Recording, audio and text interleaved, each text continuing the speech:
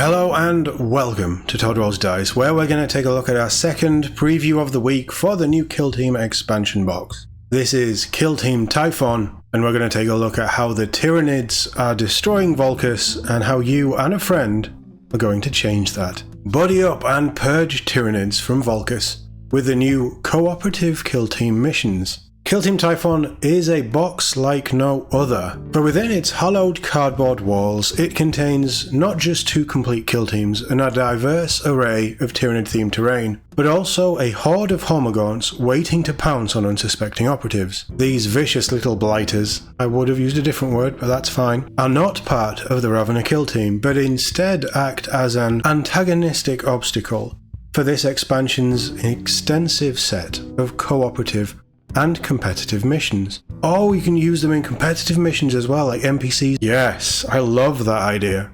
Want to join up with a friend and purge the depths of Volkus together? This is how. They look really cool in the... Is it the Typhon? Is Typhon a hive fleet? Is it the Typhon colours? They look really good. Yeah, the more I see of the Tyranid side and all the Tyranid contents, the more I'm interested in this box, to be honest. Which, you know, preview articles are doing their thing. The Joint Ops Typhon Mission Pack gives players a branching story-driven experience played over the course of 3 games, during which their operatives seek out the core of the Tyranid infestation, progressing into different missions depending on whether they win or lose. So you would start with Delve the Xenosprawl. If you win, you go to Purge Gestation Sites, and if you win that one, you pierce the Node Core. Or if you lose, you go to Desperate Sacrifice. Whereas on the other side, if you lose your first mission, you would go to the Swarm Response. If you win that, you go to Desperate Sacrifice, so you still have a chance of getting some sort of resolution. If you fail Encircling Predators, you are gonna be biomass and nothing more. Successful missions will send you off purging perilous spawning grounds, while failure may find your operatives fleeing from the tunnels as the swarm closes in. The unpredictable nature of your Tyranid adversaries makes each run through the mission pack a thrill, enhanced by special event cards that might suddenly spawn swarms of rippers or fill the air with a choking miasma. This reminds me of, was it Hive Busters, the Gears of War 5 3-player DLC? It was a game mode, but they did DLC, where you would go in, I mean there's loads of games that have done it, but you would just go in as a small unit and try and get through popping grunts and things. I'm getting that vibes from this. Shift the focus from Volkus to maybe, I don't know, a Space Hulk? You've got Space Hulk vibes here as well. So this is really cool.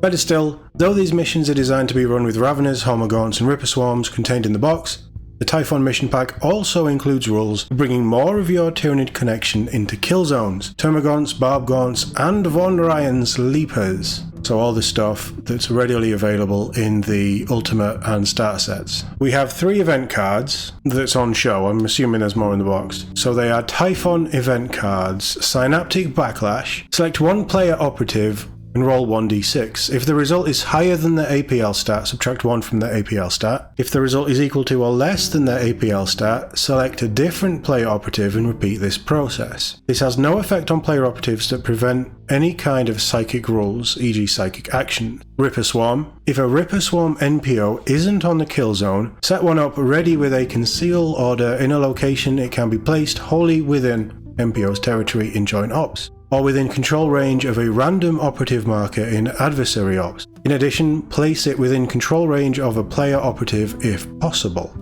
If a wounded Ripper Swarm NPO is already in the kill zone, it regains all lost wounds. If you cannot do either of the above, draw a different card. And we have Synaptic Backlash again, which is exactly the same. That's a bit cheap, we only have 2 cards then.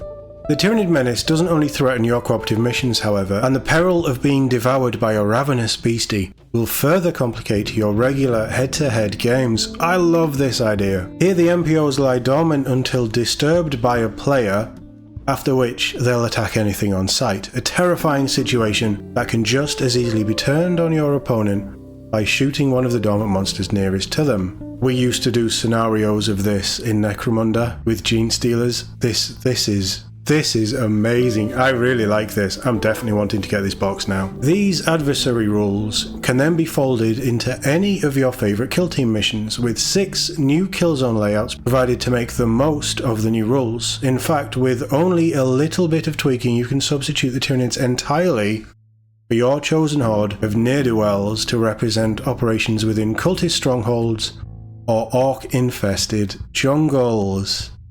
Yeah, hopefully they give you some guidelines on that as well. It doesn't actually sound like they do, but that's absolutely what I would do. I would be like, right, now it's Tau, go kill them all. Now it's orcs, now it, just use all the models I can get my hands on. I would actually build up army ranges to do stuff with them in this. Can you imagine doing something like this and expanding out, maybe have it as more than 3 missions, but expand it out and maybe mission 6 you're up against, I don't know, something big. What's something big? The Norn Queen? Like the map is just a Norn Queen and a load of little stuff around like rippers and things, and you are in the heart of the hive.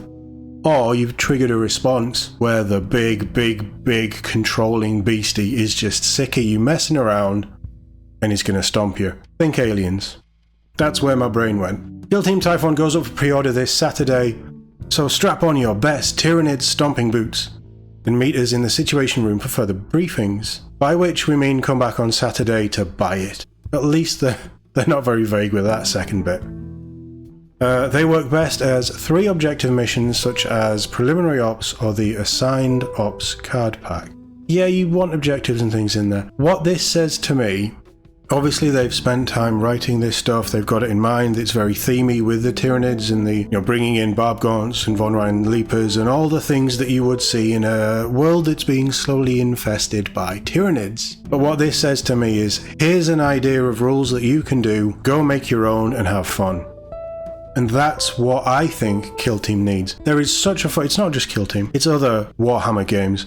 There is such a big focus on matched play, balance, your tournament style play, competitive play, matched play, whatever you want to call it. There is such a focus on that, but when they do something like this, and certainly in Kill Team, it's probably easier to do because 40k, can you imagine a 2,000 point fight with your friend? You're just having it for fun. Maybe it's a giant crusade battle, and then you just need a huge chunk of Tyranids to just appear and start attacking everything. You could do it, but it would be an absolute nightmare to try and figure out.